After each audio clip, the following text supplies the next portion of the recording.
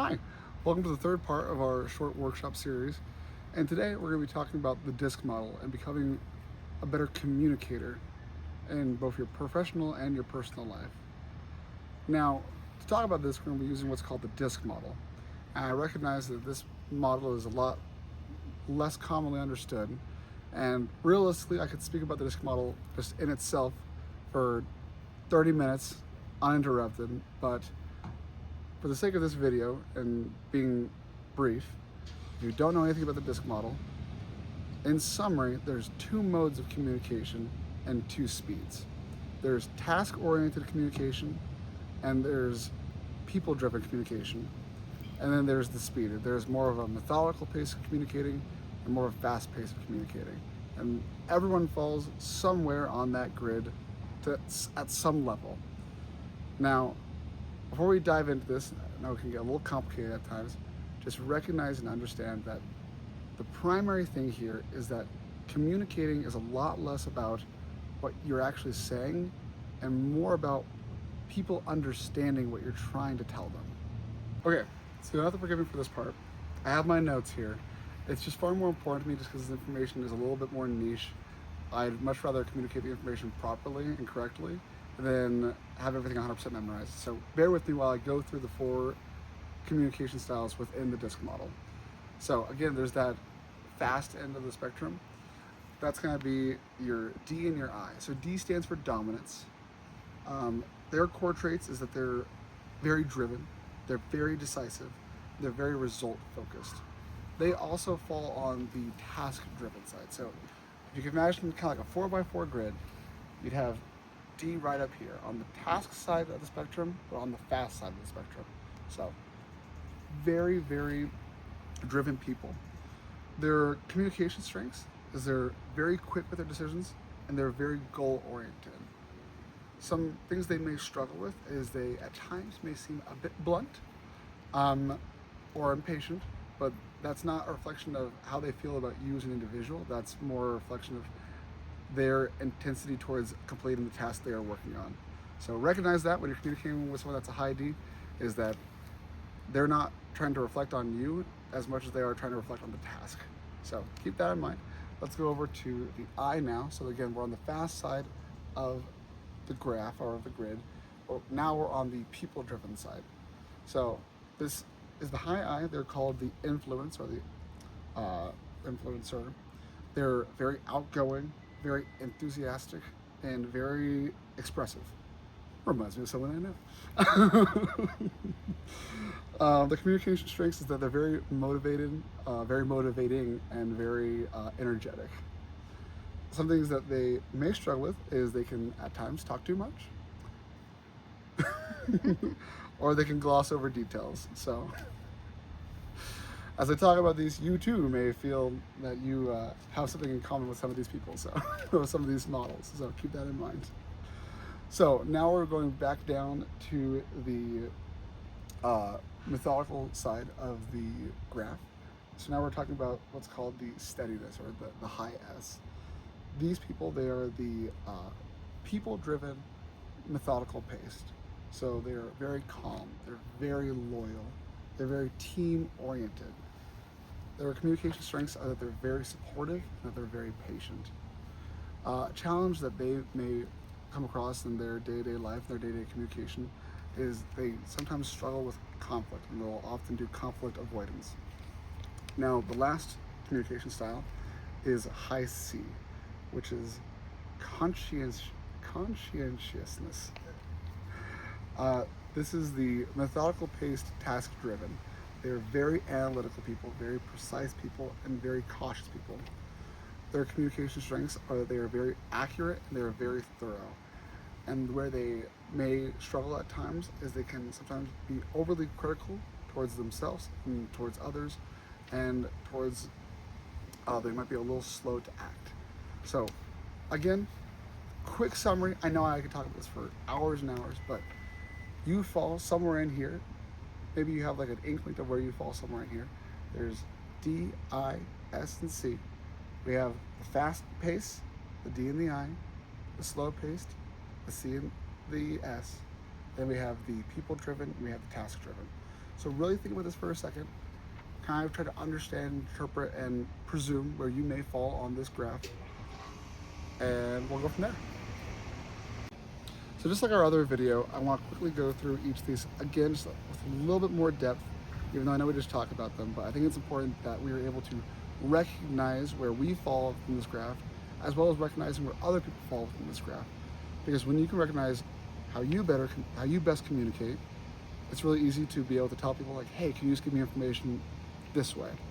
And then on the other side of that coin, if you can recognize where someone best communicates and communicating with them on that level, they'll love you. They'll think you're great. So we're gonna go through each of these. Bear with me. Again, I've got my notes.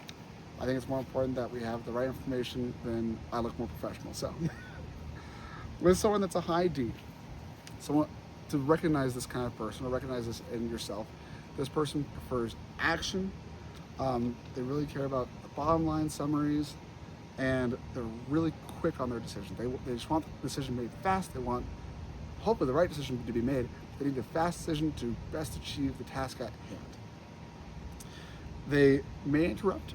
They may speak very bluntly, and they're not trying to offend. Again, I think it's so important that you understand that a high D is not trying to be offensive. They are just trying to get the task done, because that is what's most important to them, and that's how they feel success, is when the task is completed to the degree that they would like it to be completed at.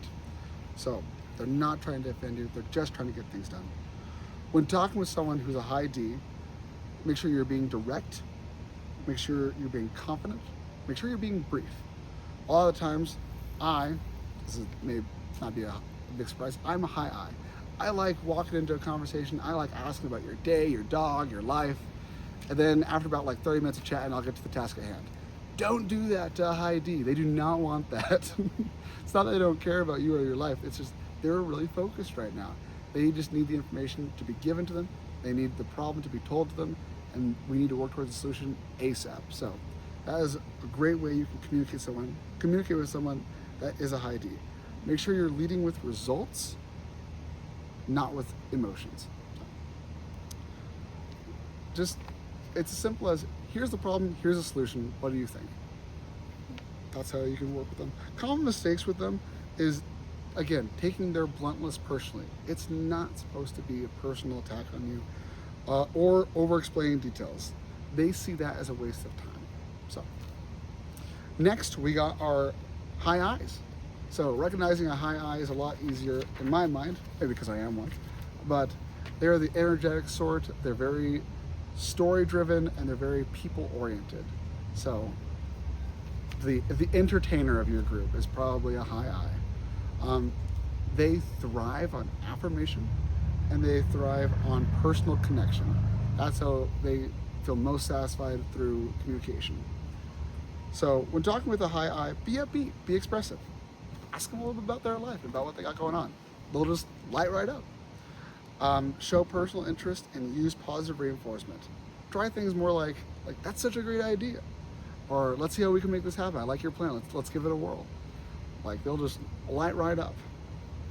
A common mistake is just shutting them down without really hearing them out. Shutting down their enthusiasm with too much logic.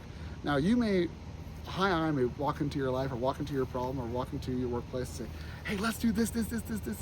And you might have more details and might know that would be a complete disaster. Let's rephrase that though for our high I's, shall we? They're quite fragile. Let's not tell them that will be a complete disaster. Let's say, hey, I love your energy. Here are some concerns I have. They interpret that more as a personal rejection, even though obviously you're not trying to personally reject them. You're just trying to let them know that would be a disaster. So next, let's talk about high S. So this is the supportive communicators, the steadiness. This person being able to recognize someone that is high S or recognizing it within yourself, this person is a lot more calm, they're a lot more consistent, and they're a lot more relationship centered. They value harmony and they value security in their life and in their communication styles and with people that they're communicating with, and they really dislike sudden and abrupt changes.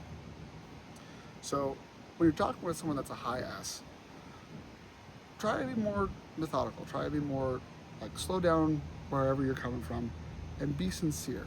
Show appreciation for them, whatever they're doing for you in their life. Whether that's a colleague at work or whether it's someone in your family group, show appreciation for them. And make sure that you're not overwhelming them with all the information that you have, but coming to them at the speed that they need to be able to go through the task with you as a team. Try saying things more like, I really value how steady you are. Can we walk through this change together? And then just a common mistake is pushing for decisions too quickly or being overly forceful. This will make them want to retreat or disengage. And then lastly, we have the high C, the careful communicators. They value logic, they value accuracy, and they value fairness. They prefer written details and time to think before making a decision or before responding. When talking with a high C, come prepared with facts and don't rush them. Respect their process. Try, here's the data, take your time looking over it, and let's decide together. Let's come to a decision together. This is the best way to communicate with them. Now, a common mistake is being overly emotional with them or being vague or impulsive. They'll see this more as unreliable.